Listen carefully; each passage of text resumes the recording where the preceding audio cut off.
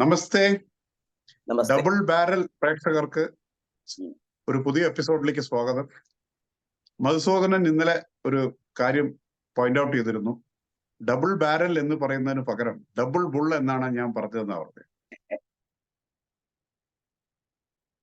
എന്നുള്ളതാണ്. ആ. Double bull market എന്ന് പോയിട്ട് കുറെ കാലമായി തോന്നുന്നു. പക്ഷെ നമ്മളെ ഓർമ്മയിൽ ഇപ്പോഴും അല്ലല്ല അത് ഇപ്പോഴും നിൽക്കുന്നുണ്ട്. ഇപ്പോഴും ഉണ്ട്. ഉണ്ടോ ഇപ്പോഴും ഡബിൾ ബുൾ ഉണ്ട് അപ്പോഴും? ആൾക്കാർ അത് ഇപ്പോഴും ശരി. പണ്ട് മമ്മൂട്ടി ആ ഷർട്ട് മാത്രമേ ഇടുള്ളൂ, ഡബിൾ ബുള്ള്. അല്ല ഡബിൾ ബുള്ള് അതല്ലേ ഞാൻ പറഞ്ഞത്. ഡബിൾ ബുള്ളല്ലേ മറ്റേ ആ ഡ്രിങ്ക്, അങ്ങനെ ഒരു ഡ്രിങ്ക് ഇല്ലേ? എന്തോ ഒരു ഡ്രിങ്ക് ഉണ്ട്, എനിക്ക് വലിയ ആ, പിടി ഉണ്ട്. പോരാ. നമ്മളങ്ങനെ ആ സാധനം കഴിക്കാത്തോണ്ട്. ഒരു എനർജി ഡ്രിങ്ക് ഉണ്ട്. ഓ അത് ശരി. ഓ ആ, അതും ഉണ്ടല്ലേ. കുട്ടികളൊക്കെ കഴിക്കുന്ന ഡബിൾ ബുൾ തന്നെയാന്ന് തോന്നുന്നത്. സ്പെഷ്യലാണ്, ആ. കുറച്ച് കിട്ടും കുറെ ആൾക്കാർക്ക് എന്നൊക്കെ പറയുന്നതൊക്കെ ഉണ്ട്. ഇനിയിപ്പോ അത് നമ്മളെ ശരി. കുഴപ്പം വേണ്ടല്ലേ. ആ ശരി. ഇന്ന് വീണ്ടും അരവിന്ദ് കെജ്രിവാൾ എന്ന ദില്ലി മുഖ്യമന്ത്രി അഴിമതി ആരോപണം നേരിട്ട് ജയിലിലായിരുന്നു. സുപ്രീം കോടതി അദ്ദേഹത്തിന് ഒരു ഇന്ററിം ബെയിൽ കൊടുത്തു. അദ്ദേഹം പുറത്താണ്. അദ്ദേഹം വന്ന മുതൽ വീണ്ടും വീണ്ടും പുതിയ പുതിയ പ്രശ്നങ്ങളിൽ അദ്ദേഹം ഇൻവോൾവ് ആവുകയാണ്. ഒന്നാമതായിട്ട് അദ്ദേഹത്തിന്റെ ആപ്പിന്റെ രാജ്യസഭാ മെമ്പർ സ്വാതി മലിവാൾ, അവരുമായിട്ടുള്ള പ്രശ്നം, അവരെ ദില്ലി മുഖ്യമന്ത്രിയുടെ ആ കേസ് വളരെ സംശയമുണർത്തുന്ന തരത്തിൽ പല കാര്യങ്ങളും നടക്കുന്നു. ഒന്ന്, മുഖ്യമന്ത്രിയുടെ വസതിയിൽ നിന്ന് ഡൽഹി പോലീസിന്റെ റിമാൻഡ് നോട്ടിൽ അതിൽ പറയുന്നത് മുഖ്യമന്ത്രിയുടെ വീട്ടിൽ നിന്ന് കിട്ടിയ പല ഡാറ്റയും, ഈ CCTV ക്യാമറ ഡാറ്റ, അതിൽ പല ഗ്യാപ്സ് ഉണ്ട് എന്നാണ്. പല ഭാഗങ്ങളും തുടച്ചു നീക്കപ്പെട്ടിരിക്കുന്നു. ആപ്പ് ഡിനൈ ചെയ്യുന്നുണ്ട്. പക്ഷെ ആപ്പ് സത്യം പറയുമെന്ന് ഞാൻ വിശ്വസിക്കുന്നില്ല. കളവ് പറയാറുണ്ട് ആപ്പ് നേതാക്കന്മാര്. അപ്പൊ അത് വലിയൊരു പ്രശ്നമായിട്ട് കിടക്കുന്നുണ്ട്. ഈ ഡാറ്റ എന്തോ ചെയ്തു. എന്തായാലും ഡൽഹി പോലീസ് അവരുടെ ഈ ഡിജിറ്റൽ വീഡിയോ റെക്കോർഡർ, ഈ CCTV ക്യാമറാസിന്റെ, അത് സീസ് ചെയ്തിട്ടുണ്ട്. ഇനി അത് മറ്റേ ഫോറൻസിക് പരിശോധനയൊക്കെ കൊടുത്തിട്ട് ശേഷം അതിന്റെ വല്ല ഡാറ്റ റിക്കവർ ചെയ്യാൻ പറ്റുമെന്നുള്ളത് അറിയാം. പിന്നെ ഇതിലിടയ്ക്ക് വേറൊരു കാര്യം ഈ കേജ്രിവാളിന് വളരെ ബുദ്ധിമുട്ടുണ്ടാക്കുന്ന സംഗതി, അവര് വളരെ ക്ലിയർ ആണ്, ഞാൻ ഈ കേസുമായിട്ട് മുന്നോട്ട് പോകണം, യാതൊരു കോംപ്രമൈസും ഒന്നുമില്ല. അവർ ആദ്യം ഇത് അവർ ടാർഗറ്റ് ചെയ്ത് ആതിഷി എന്ന് പറഞ്ഞ ആപ്പ് നേതാവിനെയാണ്. ആതിഷി കേജ്രിവാളിന്റെ നിർദ്ദേശപ്രകാരം നടത്തിയ ഒരു പ്രസ് കോൺഫറൻസിൽ പറഞ്ഞത്, ഇവര് BJPയുടെ ഏജന്റാണ്, BJP പറഞ്ഞ പ്രകാരമാണ് ഈ നാടകം മുഴുവൻ നടത്തുന്നത് എന്നാണ്. പക്ഷെ ആ കാര്യം ഇവര് വളരെ ശക്തമായി ഞാൻ ശരിക്കുള്ള കാര്യങ്ങൾ പുറത്തു പറഞ്ഞാൽ പല ആപ്പ് നേതാക്കൾക്കും വീട്ടുകാരെ പോലും ഫേസ് ചെയ്യാൻ പറ്റാത്ത അവസ്ഥയാവും എന്നാണ് അവർ വളരെ ഇതായിട്ട് പറഞ്ഞിട്ടുണ്ട്. പിന്നെ അതുപോലെ അവിടെ അന്ന് നടന്ന സംഗതികൾ ഒന്നുകൂടി റീറ്ററേറ്റ് ചെയ്യുന്നു, എന്നിട്ട് വീണ്ടും ഈ പ്രശ്നങ്ങളിൽ ഇതാക്കുന്നു. അങ്ങനെ ഈ കേസിൽ കുറെ കാര്യങ്ങൾ അത് നടക്കുന്നുണ്ട്. പിന്നെ ഈ എന്താ പറയാ, ഈ സ്വാതി മലിവാളിനെ ടാർഗറ്റ് ചെയ്തുകൊണ്ട് പല രീതിയിൽ ഇവര് രസകരമായിട്ടുള്ള കാര്യം എന്താന്ന് വെച്ചാല്, 3 ആപ്പ് രാജ്യസഭ മെമ്പർമാരോട് രാജിവെക്കാൻ പറഞ്ഞിട്ടുണ്ട് എന്നാണ് പറയുന്നത്. അതിൽ സ്വാതി മലിവാളും രാജീവ് ചഡ്ഡയും ഹർഭജൻ സിംഗും ഉൾപ്പെടും എന്നാണ് ചില ഡൽഹി മാധ്യമങ്ങൾ പറയുന്നത്. അതില് ഒരു മാധ്യമം മാത്രമല്ല, പലരും പറയുന്നുണ്ട്. അപ്പൊ അതുകൊണ്ട് അതിൽ സത്യാവസ്ഥ ഉണ്ടാവാൻ സാധ്യതയുണ്ട്. പിന്നെ ഈ പറഞ്ഞ ആളുകളെല്ലാം ഈ കേജ്രിവാൾ അറസ്റ്റ് ചെയ്യപ്പെട്ടപ്പോ ഉണ്ടായിരുന്നു, പക്ഷെ അദ്ദേഹം ഒന്നും പറഞ്ഞില്ല. സ്വാതി മലിവാൾ ആ സമയത്ത് US-ലായിരുന്നു. രാഘവ് ചഡ്ഡ ഒരു നേത്ര ശസ്ത്രക്രിയക്ക് ലണ്ടനിലായിരുന്നു. അവരാരും ആ സമയത്ത് ഒന്നും മിണ്ടിയിട്ടില്ല. അപ്പൊ അത് വേറൊരു പ്രശ്നം ആപ്പിനെ ഫേസ് ചെയ്യുന്നുണ്ട്. അപ്പോ ഒരു പക്ഷേ അന്ന് ഈ സ്വാതി മലിവാളിനെ ആക്രമിക്കാനുണ്ടായ സാഹചര്യത്തിലേക്ക് നയിച്ചത് ഈ രാജ്യസഭാ അംഗത്വം രാജിവെക്കണം എന്ന് പറഞ്ഞതിലുള്ള അഭിപ്രായ വ്യത്യാസമാകാം. ഈ രാജ്യസഭാ സീറ്റ്, ഒരു സീറ്റ് അഭിഷേക് മനു സിംഗ്വി എന്ന സീനിയർ അഡ്വക്കേറ്റിന് വേണ്ടിയാണ്. അദ്ദേഹം രാജ്യസഭയിലേക്ക് ഒരു മെമ്പർഷിപ്പിന് വേണ്ടി കോൺഗ്രസ് വഴി ശ്രമിച്ചിരുന്നു. പക്ഷെ ഹിമാചൽ പ്രദേശ് രാജ്യസഭാ ഇലക്ഷനിൽ കോൺഗ്രസ്സുകാർ തന്നെ മുൻകൈ എടുത്ത് അദ്ദേഹത്തെ പരാജയപ്പെടുത്തി. അപ്പൊ അദ്ദേഹത്തിന് ഒരു സീറ്റ് കിട്ടിയേ പറ്റും. കപിൽ സിബൽ, അങ്ങേരുടെ അതേ സ്റ്റാറ്റസ് ഉള്ള വേറൊരു സീനിയർ ലോയർ അവിടെ സമാജ്വാദി പാർട്ടിയിൽ പോയിട്ടാണ് ഒരു രാജ്യസഭ സീറ്റ് എടുത്തത്. എല്ലാവരുടെയും നഷ്ടം.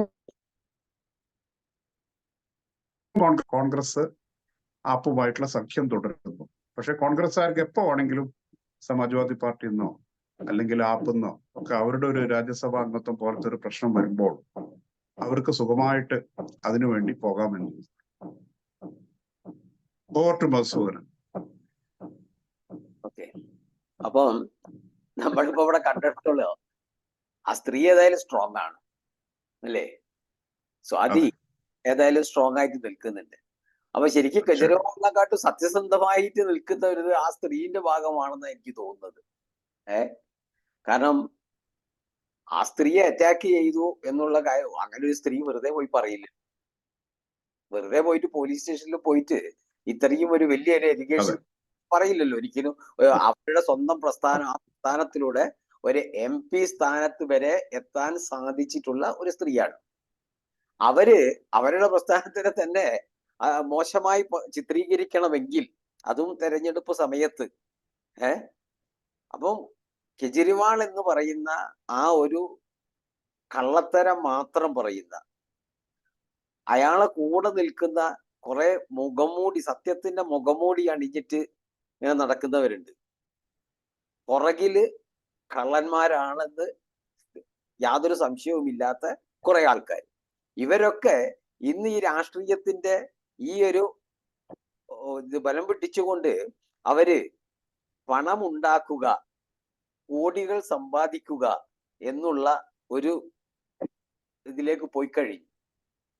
അവർക്കിപ്പോ യാതൊരു തരത്തിലുള്ള ആ ഒരു പണ്ടുണ്ടായിരുന്ന ആ സത്യസന്ധത എന്ന് പറയുന്ന കാര്യം ഇല്ല എന്നുള്ള കാര്യം ഒരു സത്യമാണ് അല്ലേ? അവർക്ക് യാതൊരു തരത്തിലുള്ള ഒരു ക്രെഡിബിലിറ്റി ഇല്ല എന്നുള്ളതാണ് ഞാൻ ഇവിടെ കാണുന്നത്. കാരണം ആ സ്ത്രീ അമേരിക്കയിൽ വെച്ചിട്ട് അത് പറയാതിരുന്നതിന്റെ കാരണം ആകെ ജയിലിൽ പോയതിന്റെ കാര്യം സത്യമായത് കൊണ്ടാണ്. ജയിലിൽ പോയ കാര്യം സത്യമാണ്. അയാള് കുറ്റം ചെയ്തിട്ട് തന്നെയാ പോയത്. കുറ്റം ചെയ്ത് ജയിലിൽ പോയ അയാളെ വെള്ളപൂശേണ്ടത് ഈ സ്ത്രീയുടെ കടമയാണോ? അല്ല. അതുകൊണ്ട് ആ സ്ത്രീ ഒന്നും പറഞ്ഞില്ല. 3 പേര് പറഞ്ഞില്ല എന്ന് പറയുന്നു.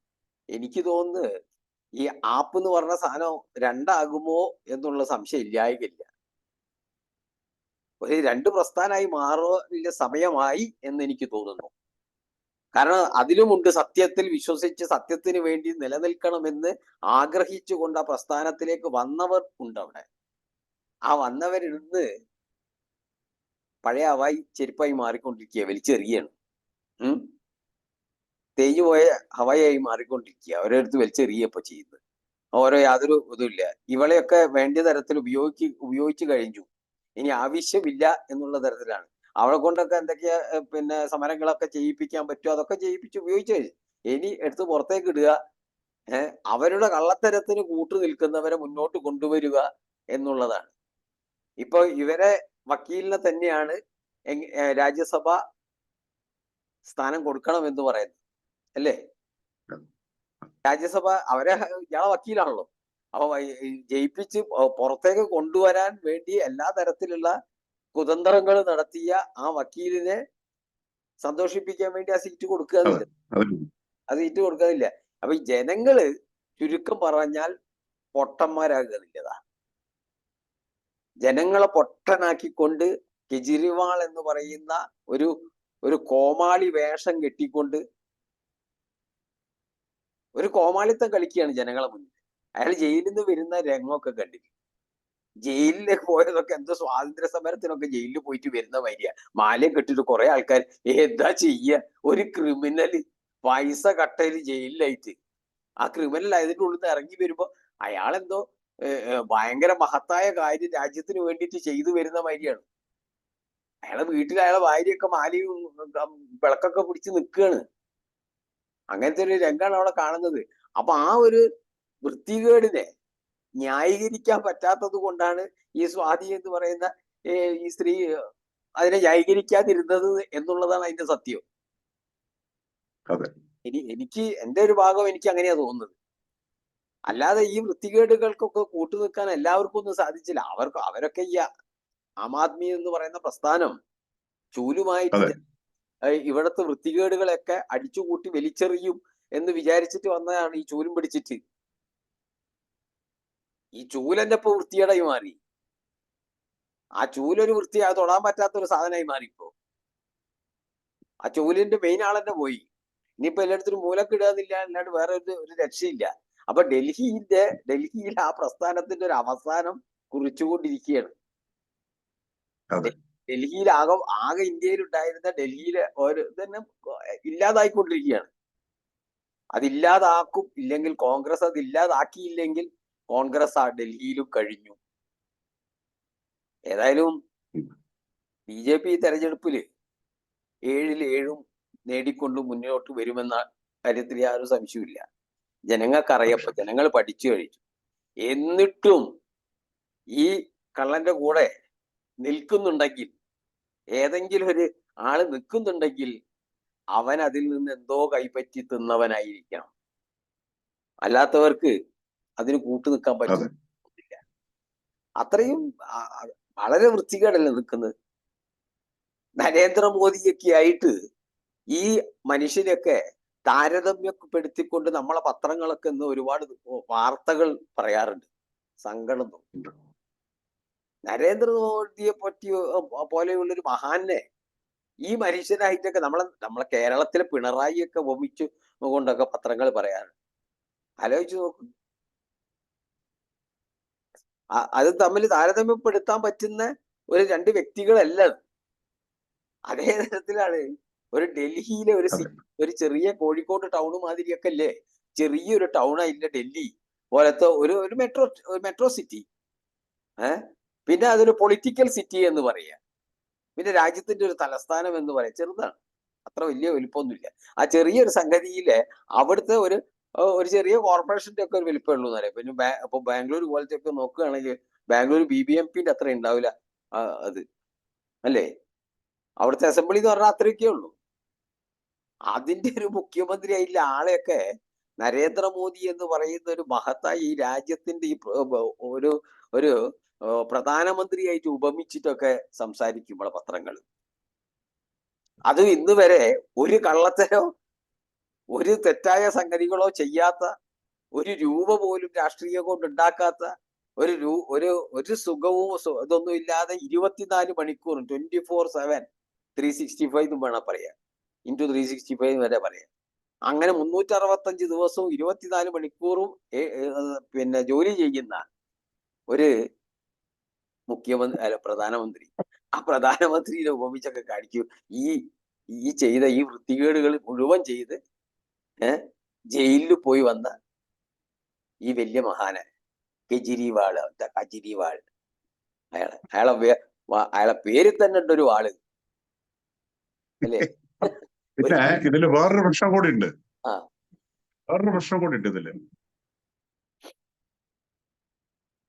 ഒന്നും പറഞ്ഞു കിട്ടാത്തപ്പോ ഇപ്പൊ ആപ്പ് പറയുന്നത് സ്വാതി മാലിവാളിനെതിരെ ഒരു കറപ്ഷൻ കേസ് ഉണ്ട്, അതൊന്ന് തടിയൂരാൻ വേണ്ടിയിട്ടാണ് അവര് BJPയുടെ കൂട്ടുപിടിച്ചത്. പക്ഷെ അവര് ക്ലിയർ ആയിട്ട് പറഞ്ഞിട്ടുണ്ട് അത് 2016 രജിസ്റ്റർ ചെയ്ത ഒരു കേസാണ്. അതിനുശേഷം നിങ്ങൾ അതിനെ രാജ്യസഭയിലേക്ക് അയച്ചു. പിന്നെ ഡൽഹി ഈ കമ്മീഷൻ ഫോർ വിമൻ അതിന്റെ ചെയർപേഴ്സൺ ആക്കി. അപ്പൊ ഞാൻ അത്രയും മോശക്കാരി ആയിരുന്നെങ്കിൽ അന്ന് ഇതൊന്നും അങ്ങനെ ചെയ്യില്ലല്ലോ. അപ്പൊ അത് അടിസ്ഥാന വന്നപ്പോ ഒരു സ്റ്റേ ചെയ്ത് വലിയ പ്രൊസീഡിങ്സ് മുന്നോട്ട് പോകാത്ത, കാരണം വീക്ക് കേസാണെന്നുള്ളത് വളരെ ക്ലിയർ ആയിട്ടുള്ള ഒരു സംഗതിയാണ്. പിന്നെ ഇത് കൂടാതെ വേറൊരു സംഗതി, ഈ കെജ്രിവാളിന്റെ വേറൊരു പ്രശ്നം വരുന്നത് ഇപ്പോ ഇന്ന് എൻഫോഴ്സ്മെന്റ് ഡയറക്ടറേറ്റ് ഹോം മിനിസ്ട്രിക്ക് ഒരു വളരെ ഡീറ്റെയിൽഡ് ആയിട്ടുള്ള റിപ്പോർട്ട് കൊടുത്തിട്ടുണ്ട് ഈ ആം ആദ്മി പാർട്ടിയുടെ ഫണ്ടിങ്ങിനെ പറ്റിയിട്ട്. അതിൽ അവര് പറയുന്നത് 2014-നും 2022-നും ഇടയിൽ 7.5 കോടി രൂപയോളം ഇവര് വിദേശത്തുനിന്ന് കിട്ടിയിട്ട് 3 നിയമങ്ങളെ ലംഘിച്ചുകൊണ്ടാണ്. ഒന്ന് ഫോറിൻ കോൺട്രിബ്യൂഷൻ റെഗുലേറ്ററി ആക്ട്, പിന്നെ ഒന്ന് IPC, പിന്നെ നമ്മുടെ ഈ പീപ്പിൾസ് റെപ്രസെന്റേഷൻ ആക്ട്. ഇതിന് മൂന്നിനെയും വയലേറ്റ് ചെയ്തിട്ടാണ് ഇത് വന്നിട്ടുള്ളത്. അതായത് ഇതിൽ പലതും ചെയ്തിട്ടുള്ള രീതി, അതായത് ഒരേ ഫോൺ നമ്പറിന്ന് ഒരേ സമയം 10-21 ആൾക്കാർ ഡൊണേറ്റ് ചെയ്യുക. പിന്നെ അതുപോലെ ഇവര് ഏതൊക്കെയോ ഈ കാനഡയിൽ അതിനിടയ്ക്ക് കുറച്ച് പൈസ അടിച്ചു മാറ്റിയിട്ടുണ്ട്. അതായത് കാനഡയിലുള്ള ഒരു അവിടെ അന്ന് പോയിരുന്നു ആ ഫണ്ട് റൈസറിൽ. അതിൽ നിന്ന് കിട്ടിയ പ്രൊസീഡിങ്സ് കുറെയൊക്കെ എനിക്ക് തോന്നുന്നു ക്യാഷ് ആയിട്ടും എന്തൊക്കെയോ രീതിയിൽ മേടിച്ചിട്ടുണ്ട്. അത് അങ്ങേര് പാർട്ടിക്ക് കൊടുത്തില്ല, അത് അങ്ങേര് സ്വയം ആവശ്യത്തിന് മാറ്റിവെച്ചു. അപ്പൊ അങ്ങനെ അത് വലിയൊരു ഒരു കോൺട്രവേഴ്സി അങ്ങനെ വന്നിട്ടുണ്ട്. ഈ പിന്നെ മാത്രമല്ല ഇതിൽ അവർ പറഞ്ഞിട്ടുള്ള റിപ്പോർട്ട് എന്ന് പറഞ്ഞു കഴിഞ്ഞാല് ഇത് എത്രയോ രാജ്യങ്ങളിൽ നിന്നാണ്, അതായത് US ഉൾപ്പെടെയുള്ള US, കാനഡ. അപ്പൊ ഈ പല ദേശങ്ങളും ഈ ഇതില് ഈ ഖാലിസ്ഥാനികളുടെ ശക്തിയുള്ള ഈ ആരാണ് ഈ ഫണ്ട് കൊടുത്തിട്ടുള്ളത് എന്നത് ആപ്പിന്റെ ബുക്സിൽ, അക്കൗണ്ട് ബുക്സിൽ പേരില്ല. അത് വളരെ സംശയം ജനിപ്പിക്കുന്ന ഒരു കാര്യമാണ്. കാരണം ഇത് എവിടുന്നാണ് ഈ പൈസ വന്നതെന്നുള്ളതിനെ പറ്റി വളരെ സംശയം ഉണർത്തുന്ന ഒരു കാര്യം തന്നെയാണ്. പിന്നെ അതുകൂടാതെ ഈ ഒരു സംഗതി ഇവരുണ്ടാക്കി, ഒരു പ്രത്യേക ഓർഗനൈസേഷൻ. ആപ്പിന് ഓൾറെഡി ഒരു ആപ്പ് ഓവർസീസ് ഇന്ത്യ എന്ന് പറഞ്ഞിട്ടൊരു ഓർഗനൈസേഷൻ ഉണ്ട്. ഈ ഫണ്ടിങ് പലതും അവരാ ചെയ്യുന്നത്. ഇത് കൂടാതെ എന്താ പറയുക, ഓർഗനൈസേഷൻ ഉണ്ടാക്കിയിട്ട് അവർക്കൊരു ടാർഗറ്റ് കൊടുത്തു 2016 50 കോടി സ്വരൂപിക്കണം എന്നാണ്. ഇന്ത്യൻ റുപ്പി 50 കോടി സ്വരൂപിക്കണം. അതായത് ഒരു കോർപ്പറേറ്റ് സ്റ്റൈലിലാണ് സംഗതികൾ. അപ്പൊ ഇതിനെ പല ആപ്പിന്റെ പലരും പറഞ്ഞത് ഇല്ല, ഞങ്ങള് ഓരോ പൈസയും ഞങ്ങള് ഇലക്ഷൻ കമ്മീഷനും പിന്നെ ബാക്കി ഏതൊക്കെ അധികാരികൾക്കാണ് അതിന്റെ ഡീറ്റെയിൽസ് കൊടുക്കേണ്ടത് വെച്ചാൽ ആപ്പ് സുതാര്യമാണ് ഞങ്ങളുടെ ഫണ്ട് റൈസിംഗ് എന്നൊക്കെ പറയുന്നുണ്ടെങ്കിലും അവരുടെ ബുക്ക് പരിശോധിച്ചപ്പോൾ ഇവർക്ക് കണ്ടെത്താൻ എന്നുള്ളതാണ്. പിന്നെ അതുകൂടാതെ തന്നെ ഈ ഒരേ പാസ്പോർട്ട് നമ്പർ, ഇമെയിൽ ID, ഒരേ ഫോണ്, ഒരേ ക്രെഡിറ്റ് കാർഡ്, ഇതൊക്കെ ഉപയോഗിച്ചിട്ടാണ് വിവിധ ആൾക്കാർ ഡൊണേഷൻ കൊടുത്തിട്ടുള്ളത്. അപ്പൊ അതും ഈ പറഞ്ഞ മാതിരി ആരെയോ സഹായിക്കാൻ വേണ്ടിയിട്ടുള്ള ഒരു സംഗതിയാണ്. പിന്നെ ഈ എന്താ പറയാ, ആപ്പിന്റെ വേറൊരു സംഗതി എന്ന് പറഞ്ഞു കഴിഞ്ഞാല് ഈ പറഞ്ഞ സംഗതികൾക്കൊന്നും അവർക്കൊന്നും പ്രത്യേകിച്ച് ന്യായം. ആസ് യൂഷ്വൽ അവര് കുപ്പിയിലാക്കാൻ വേണ്ടിയിട്ട്, കുഴപ്പത്തിലാക്കാൻ വേണ്ടിയിട്ട് ചെയ്യുന്ന സംഗതിയാണ്.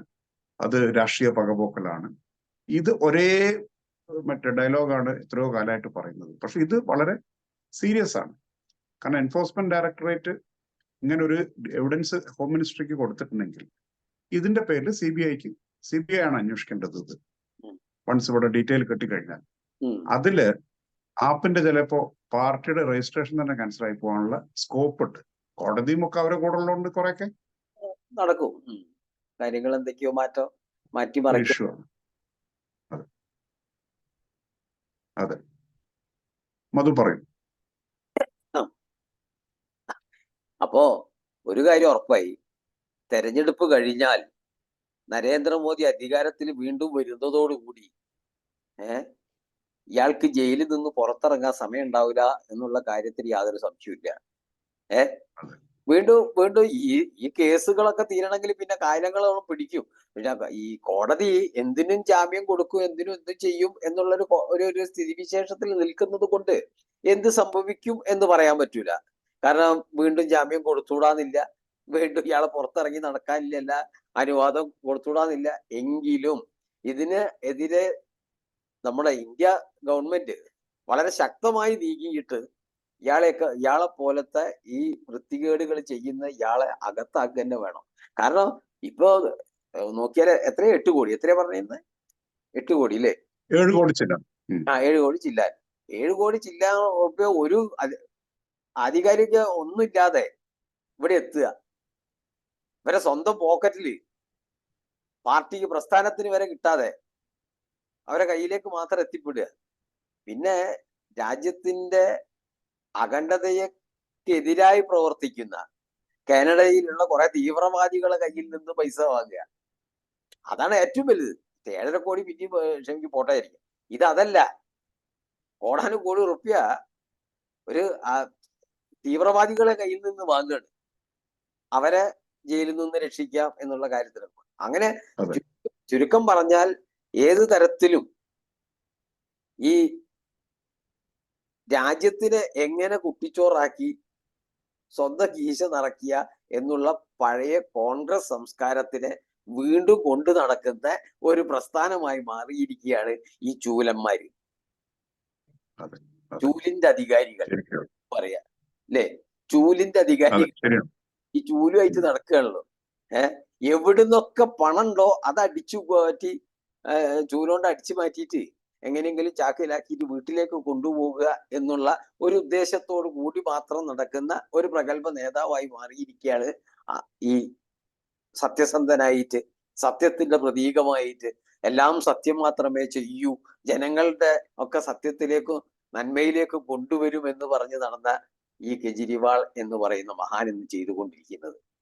അതിനെ ഏറ്റുവാങ്ങാൻ ഗതികേടായിട്ട് നിൽക്കുന്ന ഒരു വലിയൊരു ജനതയാണ് ഇന്ന്. ഭാഗ്യത്തിന് ഈ സാധനം പുറത്തേക്ക് എവിടെ എത്തിയിട്ടില്ല, ഡൽഹിയിൽ മാത്രം അങ്ങോട്ട് കൂടി. പിന്നെ വേറെ ഒരു മുഖ്യമന്ത്രി വേറെ പഞ്ചാബിലേക്ക് പഞ്ചാബില് ആ പഞ്ചാബുകാരനെ വെച്ചിട്ടുണ്ടെങ്കിൽ ഫുള്ള് വെള്ളം തോന്നുന്നു.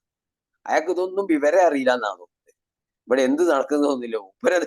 പക്ഷെ എങ്ങനെ ഇത് പഞ്ചാബുകാർ ഇയാളെ മുഖ്യമന്ത്രിയാക്കിയതിന്റെ എനിക്ക് ഇപ്പോഴും മനസ്സിലാവുന്നില്ല. ഇയാൾ ഫുള്ള് വെള്ളം അടുപ്പിച്ച് ഉറക്കിയിട്ട് അവിടുന്ന് എന്തൊക്കെയൊക്കെ ഇങ്ങോട്ട് കൊണ്ടുവരിക, വീട്ടിലേക്ക് കൊണ്ടുവരികയാണോ എന്നറിയില്ല. അയാൾ കഴിഞ്ഞ കെജ്രിവാളിന്റെ റിമോട്ട് കൺട്രോൾ ആണെന്നാ പറയുന്നത്. ആ റിമോട്ട് തന്നെയാണ്. അയാൾ ഒന്നുമില്ല. അയാള് പല സ്ഥലങ്ങളിൽ അയാളെ കണ്ടിട്ടില്ലേ? ഇപ്പോഴും ഇലക്ഷൻ പ്രചരണത്തിനൊക്കെ അയാൾ കൂടെ ഉണ്ട്. അയാള് വെറുതെ എങ്ങനെ ആക്കുകയാണ്. അയാൾ വെള്ളത്തിലാ. അയാൾ വേറെ ലോകത്തിലാണ്. അയാൾ ഫുൾ ഹാപ്പി, എൻജോയ്ഡ് ലൈഫ്. അയാൾ അടിച്ചു പൊളിക്കട്ടെ. അയാള് ഭാഗ്യ ഒരു മുഖ്യമന്ത്രി, ഒരു സ്റ്റേറ്റിന്റെ മുഖ്യമന്ത്രിയായി ആപ്പ് ഈപ്പ് എന്നൊക്കെ പറഞ്ഞിട്ട് വന്നിട്ട് ഇതൊക്കെ സഹിക്കുന്ന ജനങ്ങളെയാണ് എനിക്ക് ബേജാറ്. ജനങ്ങൾക്ക് എന്തുകൊണ്ട് ഇത് മനസ്സിലാവുന്നില്ല എന്നുള്ളതാണ് നമ്മളെ പ്രശ്നം. നമുക്ക് വേറെ ഇപ്പോ കെജ്രിവാൾ കട്ട് തിന്നട്ടെ, ജനങ്ങൾ കൊള്ളാത്തത് കൊണ്ടാണല്ലോ തിന്നുന്നത്. എന്നിട്ട് സത്യം പറയുന്ന പ്രധാനമന്ത്രിയുടെ നെഞ്ചത്തേക്ക് പാഞ്ഞു കയറാൻ കുറെ ആൾക്കാർ ഇരിക്കുക. കുറെ കള്ളന്മാർ, ഒരു വിഭാഗം കളവ് മാത്രം ചെയ്യുന്ന, രാജ്യത്തിനെ നശിപ്പിക്കണം എന്ന് ആഗ്രഹിക്കുന്ന ഒരു വലിയ വിഭാഗം ആൾക്കാർ ഇരിക്കുകയാണ്. ഇന്ന് എവിടെയോ ഒരു സ്ഥലത്ത് ഒരു ചെറിയ രാജീവ് ഗാന്ധിന്റെ ഒരു പ്രസംഗം കിട്ടിയത്. എന്നും കോൺഗ്രസ്സുകാർ പറയുന്ന ഒരു സംഗതിയാണ് നരേന്ദ്രമോദി ഇതേ മാറ്റിക്കളയുന്നു. ഇത് നമ്മളെ കോൺസ്റ്റിറ്റ്യൂഷൻ തന്നെ ഭരണഘടന തന്നെ മാറ്റുന്നു. ഇവരെ നേതാവ് പ്രസംഗിച്ച ഒരു കഷ്ടം ഞാൻ എവിടെയോ കണ്ടു. പിന്നെ വാട്സപ്പ് യൂണിവേഴ്സിറ്റിയിൽ വന്ന സാധനം കൊണ്ട് ഇതിനെ അങ്ങോട്ട് വിശ്വസിച്ചിട്ട് നമുക്ക് മുഴുകാൻ പറ്റൂല. പക്ഷെ അയാളെ ശബ്ദം തന്നെയാണ്, അയാളെ പ്രസംഗിക്കുന്നതാണ് നമ്മൾ കേൾക്കുന്നത്. ആ കേൾക്കുന്നതിൽ പറയുകയാണ് ഇത് വേണ്ട ആവശ്യം ഉണ്ടെങ്കിൽ എങ്ങോട്ട് വേണമെങ്കിലും മാറ്റാന്ന്. ആ മാറ്റാന്ന് പറഞ്ഞ് നടക്കുന്ന ആൾക്കാരാണ്. എന്നിട്ട് പറയുന്നത് നരേന്ദ്രമോദി മാറ്റുന്ന. ഇവരിതിന്റെ മുന്നേ എല്ലാ മാറ്റങ്ങളും ഉണ്ടാക്കിയിട്ട് കൊണ്ടുവന്ന ആൾക്കാരാണ്. ആ മാറ്റങ്ങൾ കൊണ്ടുവന്ന ആൾക്കാരാണ് ഈ കള്ളന്റെ കൂടെ ഉള്ളത് അല്ലേ? നെഗറ്റീവും കൂടി വേറൊരു പ്രശ്നമുണ്ട്. വേറൊരു പ്രശ്നം കൂടി ഉണ്ട്. ഇങ്ങനെയൊക്കെ വേറൊരു പ്രശ്നം കൂടി ഉണ്ട്. എൻഫോഴ്സ്മെന്റ് ഡയറക്ടറേറ്റ് ഇന്നലെ ഒരു ഡൽഹി കോടതിയിൽ ഈ മറ്റേ ലിക്കർ സ്കാം കേസ് ഉണ്ടല്ലോ, അതുമായിട്ട് ബന്ധപ്പെട്ടതില് ഇയാളെ ഈ ജയിലിലേക്ക് പോകുന്ന സമയത്ത് ഇയാള് 2-ാം തീയതി തിരിച്ചു പോകണല്ലോ, 1-ാം തീയതി കഴിഞ്ഞിട്ട് തിരിച്ചു പോകണല്ലോ. അപ്പോ അവർക്ക് വീണ്ടും ജുഡീഷ്യൽ കസ്റ്റഡിയിൽ ഇയാളെ വേണമെന്ന് ആവശ്യപ്പെട്ടിട്ടുണ്ട്. ഇയാളെ പ്രശ്നങ്ങൾ പെട്ടെന്നൊന്നും തീരാൻ പോകുന്നില്ല. പക്ഷെ ഇയാള് ഹാജരാകൂ, ഇയാള് കേറുമോ? കെജ്രിവാളിന്റെ വക്കീല് എന്തൊക്കെയോ ശ്രമിച്ചു. കാരണം അയാൾ കേറാണ്ടിരിക്കാൻ വേണ്ടിയിട്ട് ഇപ്പോ മനോജ് സിംഗോ എന്താണ് അയാളും ശ്രമിക്കൂ. അയാൾ പറയുന്ന മാതിരി കേൾക്കാനില്ല ആൾക്കാർ അവിടെ ഇല്ല. അതിനെ കൊണ്ട് ഇയാൾക്ക് വീണ്ടും ഇത് നീട്ടി കിട്ടി പോകുമെന്നില്ലത് പറയാൻ പറ്റൂല. ഇതിനെങ്ങനെ വേണമെങ്കിലും. പക്ഷെ അത് ഇന്നലെ ശരിക്കും കെജ്രിവാളിന്റെ വക്കീലിന് വലിയ ഇതൊന്നും കിട്ടിയില്ല. അയാൾ കുറെ പറഞ്ഞു നോക്കി, ഇത് പെട്ടെന്ന് എങ്ങനെ ഇപ്പൊ പെട്ടെന്ന് ഇത് വന്നത് എന്താ വെച്ചാല് അതില് ഒരു കാര്യം പറയാൻ വിട്ടുപോയി. ഈ എൻഫോഴ്സ്മെന്റ് ഡയറക്ടറേറ്റിന്റെ കയ്യില് ഒരു ഹവാല ഓപ്പറേറ്റർ, അയാളുടെ പേര് വെളിപ്പെടുത്തിയിട്ടില്ല ഇടി, അയാളുമായിട്ട് ഡയറക്റ്റ് സംസാരിക്കുന്ന ഒരു കോൺവെർസേഷൻ അവരുടെ കയ്യിലുണ്ട്. അത് കെജ്രിവാളിനെതിരെ പോവാൻ നല്ല ചാൻസ് ഉണ്ട്. അപ്പൊ സംഗതി വെച്ചാല് വേറെ ആൾക്കാർ മുഖാന്തരം ഒന്നല്ല, മൂപ്പര് ക്യാപ്റ്റൻ തന്നെയാണ് നേരിട്ടിട്ട് ഈ സംഗതികളൊക്കെ ചെയ്യുന്നത്. ആ, അപ്പോ അത് വളരെ ഡാമേജിങ് ആയിരിക്കും. പ്രത്യേകിച്ച് ഇലക്ഷൻ കുറച്ച് ദിവസമേ ഉള്ളൂ. ആ, ആ. ക്യാമ്പയിന്റെ അവസാനം ആവുകയാണ് അവിടുത്തെ. അവസാനാണ്. അപ്പൊ അതിന് മുമ്പാണ് ഇങ്ങനത്തെ വിവരം എന്തായാലും ഓരോ ഭാഗത്തു നിന്നായിട്ട് കാര്യങ്ങൾ കടപ്പ് കേജ്രിവാളിന് ഗുണകരമല്ല. ഉം. എന്ത് പറയുമോ? എന്ത് തന്നെ ആയാലും ഈ ഒരു ഇതിനെ ഡൽഹിയിലെ അടുത്ത അസംബ്ലി തെരഞ്ഞെടുപ്പില് ഇയാളെ അടിച്ചു വാരിയിട്ട് സൈഡാക്കുക തന്നെ വേണം. അതിനില്ല പിന്നെ ഇയാള് ശരിക്കും ഡേഞ്ചറസ്. ഇയാള് ഭയങ്കര ഡേഞ്ചറാണ്. ഇയാള് രാജ്യത്തിനെ തന്നെ പിന്നെ വിറ്റ് നിന്നു ഇയാൾ മുന്നോട്ട് വന്നിട്ടുണ്ടെങ്കിൽ. അതിലെ കഴിവൊന്നുമില്ല. ഈ പ്രസ്ഥാനം എവിടെ എത്തിയിട്ടില്ല. പ്രസ്ഥാനം എവിടെയും രാജ്യത്തിന്റെ വേറെ എവിടെ എത്തിയിട്ടില്ലല്ലോ. ഒരു മൂലയിൽ കിടക്കുന്ന, പക്ഷെ എന്താ ഒരു പൊളിറ്റിക്കലി അയാള് ഉദ്ദേശിച്ച തരത്തില് എന്നും ഒരു മൈലേജ് കിട്ടുന്ന ഒരു സ്റ്റേറ്റ് അയാളെ കയ്യിലാണ്. അതാണ് വേറെ പിന്നെ സംഗതി. അത് അവിടെല്ലേ ജനങ്ങള് ഈ കിട്ടുന്ന ചെറിയ ആണ് ഇപ്പോഴും ആ അഡ്വർടൈസർ ആയതുകൊണ്ട്. ആ അയാള് പിന്നെ മീഡിയ അയാളെ കൂടെ ഉണ്ട്. പിന്നെ അത് കൂടാണ്ട് ഈ പാവങ്ങൾക്ക് കുറച്ച് ചായയും വെള്ളവും ഇങ്ങനെ കൊടുക്കുന്നുണ്ടല്ലോ. ഓർക്ക് അത് മതിയല്ലോ. പാവങ്ങൾ ഇപ്പൊ സാധാരണക്കാരനെ സംബന്ധിച്ചിടത്തോളം ചെറിയ അരി കിട്ടണോ, അല്ലെങ്കിൽ ഒന്ന് ആസ്പത്രിയിൽ പോയാൽ എന്തെങ്കിലും ഇത് കിട്ടണമെങ്കിൽ മുല്ല ക്ലിനിക്ക് എന്നൊക്കെ പറയുന്നു. പിന്നെ കറണ്ട് ഫ്രീ ആന്ന് പറയുന്നത് കൊടുക്കുന്നുണ്ടോന്ന് അറിയില്ല. വെള്ളം ഫ്രീ ആന്ന് പറയുന്നു. അപ്പൊ അങ്ങനെയല്ലേ കുറെ ഫ്രീ പറഞ്ഞുകൊണ്ട് സാധാരണക്കാരിൽ നിന്ന് സാധാരണക്കാരനായ ആൾക്കാരുണ്ടാവും. അപ്പൊ അതിന്റെ ആ ഒരു വോട്ട് ബലത്തിലൊക്കെ രക്ഷപ്പെട്ടു പോകുന്നുണ്ട്. അത് കൂടാതെ കുറച്ച് ബ്യൂറോക്രാറ്റ്സ് ഒക്കെ ഉണ്ട് കൂടെ. കുറച്ച് ഈ സത്യം മറ്റേ സംഭവമാണെന്നൊക്കെ പറഞ്ഞിട്ട് അങ്ങനെ ഒരു മുഖംമൂടി അണിഞ്ഞടക്കുന്ന കുറെ ആൾക്കാരുണ്ട്. ഒരു ഭയങ്കര ഒരു രാജ്യത്തിലെ ഏറ്റവും വലിയ സത്യം എന്നൊക്കെ പറഞ്ഞൊരു മുറി കണ്ട ഇംഗ്ലീഷൊക്കെ പറഞ്ഞു നടക്കുന്ന കുറച്ച് അതിൽ ടൈപ്പ് ആൾക്കാരുണ്ട്. അങ്ങനെയല്ലേ കുറെ ആൾക്കാർ ഇയാളെ കൂടെ കൂടിപ്പോയിട്ടുണ്ട്. പാവങ്ങള് ഇയാളെ പഴയ കാലം കണ്ടിട്ട് അങ്ങനെ കൂടിപ്പോയതാണ്. ആ സാറിന്റെ കൂടെ ഉണ്ടായിരുന്ന കാലത്ത് അയാൾക്ക് ഉണ്ടായിരുന്ന ആ ഒരു ക്രെഡിബിലിറ്റിന്റെ മേലെ ഇയാളെ കൂടെ. പക്ഷേ അതിന്റെ അന്ന് മുതലേ ഇയാള് ലോക കള്ളനാന്ന് ആ പാവം അന്നാസാരക്കും മനസ്സിലായില്ല. ഈ കാണുന്ന ഈ ജനതക്കും മനസ്സിലായില്ല. ആർക്കും മനസ്സിലായില്ല. ഇന്ന് അയാൾ ജയിലിന്റെ അകത്ത് എത്തി. ഒരു ജാമ്യത്തിൽ മാത്രം പുറത്ത് നിൽക്കുന്ന ഒരാള്. അയാളെ കൂടെ ഇല്ല. അയാളെ MP എന്നെ പറയുന്നത് അയാളെയും അയാളെ കൂട്ടാളികളെ പറ്റിയിട്ടും സത്യം ഞാൻ തുറന്നു പറഞ്ഞാൽ വീട്ടിൽ വരെ കയറാൻ പറ്റൂല. അപ്പൊ കഥ എവിടെ എത്തിയതില്ലെന്നതിൽ ബുദ്ധിയിലവർക്ക് മനസ്സിലാവും. വീട്ടിൽ വരെ കയറാൻ പറ്റില്ല എന്ന് പറയുമ്പോൾ എന്തായിരിക്കും? അതും കേൾക്കുന്നുണ്ട്. കേരളത്തിൽ വരെ വന്നിട്ടുണ്ട് പല ആൾക്കാരെയും കൂട്ടിയിട്ട് പല സ്ഥലങ്ങളിലും വന്നിട്ടുണ്ട് എന്നൊക്കെ കേൾക്കുന്നു. അപ്പൊ ഇതിന്റെ ഈ അന്തർധാര പൊളിച്ചെറിയണം, പൊളിച്ചടക്കണം. അഴിമതിക്കാരായ കോൺഗ്രസിനെ ഇവിടുന്ന് ഇല്ലാതാക്കി അതിന്റെ അവസാനത്തെ വേര് വരെ നുള്ളിക്കൊണ്ടിരിക്കുകയാണ്. അതിന്റെ കൂട്ടത്തിൽ ആ വേരിന്റെ കൂട്ടത്തിൽ ഇങ്ങനെ തുളഞ്ഞു മുന്നോട്ട് പോകാമെന്ന് ആഗ്രഹിക്കുന്ന ഈ വലിയ അഴിമതിക്കാരെയും കൂടി പിഴുതെറിയേണ്ട സമയം അതിക്രമിച്ചു കഴിഞ്ഞിരിക്കുന്നു. അത് ജനങ്ങൾ മനസ്സിലാക്കി ജനങ്ങൾ ചെയ്യുന്ന വേണം. അത് ജനങ്ങൾക്കാണ് അതിന്റെ അധികാരം. ജനങ്ങളെ വിട്ടിട്ട് ഒന്നും ചെയ്യാൻ പറ്റൂല. അപ്പൊ അവിടെ ജനങ്ങൾക്ക് കിട്ടുന്ന ഈ ചെറിയ നമ്മളെ പിണറായി കൊടുത്ത മാതിരി ചെറിയ കിറ്റ് മതി എങ്കിൽ പിന്നെ ഒരു രക്ഷയില്ല. അല്ല, രാജ്യമാണ് വേണ്ടത്, എന്റെ രാജ്യമാണ് വലുത് എന്ന് അവർക്ക് തോന്നുന്നുണ്ടെങ്കിൽ അവര് ഇനി വരുന്ന ഈ തെരഞ്ഞെടുപ്പിൽ പോട്ടെ, ഇതിൽ നരേന്ദ്രമോദി ഇന്ത്യ ജയിക്കാൻ പോകുന്നുള്ളൂ. 7 സീറ്റും BJPക്ക് ഇന്ത്യ കിട്ടാനും പോകുന്നുള്ളൂ. അപ്പൊ അത് പോട്ടെ. അത് കഴിഞ്ഞു വരുന്ന അസംബ്ലി, പക്ഷെ അസംബ്ലി തെരഞ്ഞെടുപ്പിനൊന്നും ഇയാൾ ഉണ്ടാവുമെന്ന് എനിക്ക് തോന്നുന്നില്ല. അതിന് മുന്നേ തന്നെ ഇയാളെ ഒഴിവാക്കേണ്ടി വരും എന്ന് എനിക്ക് തോന്നുന്നു.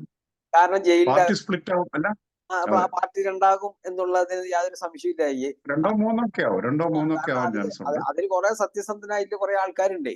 അവർക്കൊന്നും ഇയാളെ കൂടെ നിൽക്കാനൊന്നുമില്ല, ആ ഒരു താണി ഉണ്ടാവില്ല. അവരുടെ മനസ്സ് സമ്മതിക്കുമെന്ന് എനിക്ക് തോന്നുന്നില്ല. അപ്പൊ അതുകൊണ്ട് ഇപ്പൊ ഈ പറഞ്ഞ 3 MP ഈ പറഞ്ഞ 3 MP രാജിവെക്കാൻ പറഞ്ഞിട്ടുണ്ടല്ലോ. ഈ പറഞ്ഞ 3 ആൾക്കാരൊക്കെ എന്തായാലും അയാൾക്കെതിരാണ് എന്നുള്ള കാര്യത്തിന് യാതൊരു സംശയമില്ല. അപ്പൊ അതുകൊണ്ടാണ് അവരെ എത്ര ആള് രാജിവെക്കുന്ന കണ്ടറിയണം. കാരണം സ്വാതി മരിവാൾ ഇപ്പൊ രാജിവെക്കാൻ പോകുന്നില്ല. ബാക്കി ആരാണ് രാജിവെക്കാതെ പറയാൻ പറ്റില്ല. പക്ഷെ വേറൊരു പ്രശ്നമുണ്ട്. രാജിവെച്ചില്ലെങ്കിൽ ഒന്നും ചെയ്യാൻ പറ്റില്ല. പാർട്ടിയിൽ നിന്ന് പുറത്താക്കിയാലും രാജ്യസഭാ അംഗത്വം ഒന്നും ചെയ്യാൻ പറ്റില്ല. അതിനെ ബാധിക്കില്ല.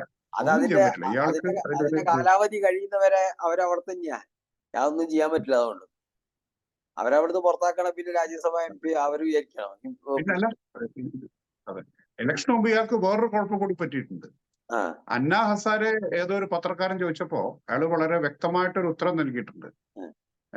ഇപ്പോഴും താങ്കൾ കേജ്രിവാളിന് വോട്ട് ചെയ്യണം എന്നാണോ പറയുന്നത്? ആം ആദ്മി പാർട്ടിക്ക് വോട്ട് ചെയ്യണം എന്നാണ്. അങ്ങനെ പറഞ്ഞു, കേജ്രിവാൾ വിശ്വസിക്കാൻ കൊള്ളാത്തവനാണ്, അഴിമതിക്കാരനാണ്, അദ്ദേഹത്തിന് വോട്ട് ചെയ്യുന്നത് മണ്ടത്തരായിരിക്കും അന്നാ ഹസാരെ വളരെ വ്യക്തമായിട്ട് പറഞ്ഞിട്ടുണ്ട്. പറഞ്ഞിട്ടുണ്ട്. ഞാനത് എവിടെയോ കേട്ടിട്ടുണ്ട്. ആരോ എവിടെയോ പറയുന്നത് കേട്ടിട്ടുണ്ട്. അത് സത്യല്ലേ? അയാള് സത്യത്തിന് കൂടെ നിൽക്കുന്ന ആളല്ലേ ഈ അണ്ണാ ഹസാരെ എന്ന് പറയുന്ന ആള്. അയാളൊരു ഗാന്ധിയനല്ലേ. അയാൾക്ക് പിന്നെ അത് പറയാതിരിക്കാൻ പറ്റൂലല്ലോ. അത് അയാളെ സത്യം അയാൾ തുറന്നു പറഞ്ഞത്.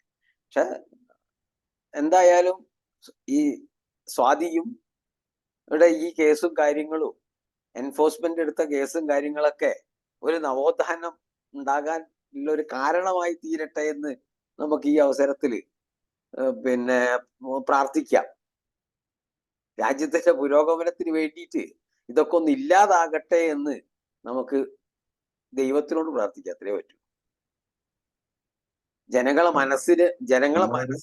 ജനങ്ങളെ മനസ്സൊന്ന് പൊട്ടി തെറിക്കട്ടെ സത്യത്തിന് വേണ്ടിയിട്ട്. അതിങ്ങനെ ഒന്ന് ഇതാവട്ടെ എന്ന്, ഉണരട്ടെ എന്നും കൂടി നമുക്ക് ഈ അവസരത്തിൽ പ്രാർത്ഥിക്കാൻ അത്രേ പറ്റൂ. ഇവരെ ഇവിടുന്ന് തുടച്ചു. നമ്മുടെ സമയം ഇവിടെ അവസാനിക്കുകയാണെന്ന് തോന്നുന്നു, അല്ലെ? അതെ. അപ്പോ നമ്മുടെ ഈ പ്രോഗ്രാം പ്രേക്ഷകർ ഞങ്ങളുടെ വീഡിയോകൾ ലൈക്ക് ചെയ്യുക, ഷെയർ ചെയ്യുക. പിന്നെ വളരെ പ്രധാനപ്പെട്ട ഒരു കാര്യം, ആ ബെൽ ബട്ടൺ അമർത്തിയിട്ട് ഞങ്ങളെ സബ്സ്ക്രൈബ് ചെയ്യുക, ഞങ്ങളുടെ ചാനൽ സബ്സ്ക്രൈബ് ചെയ്യുക. നമസ്തേ.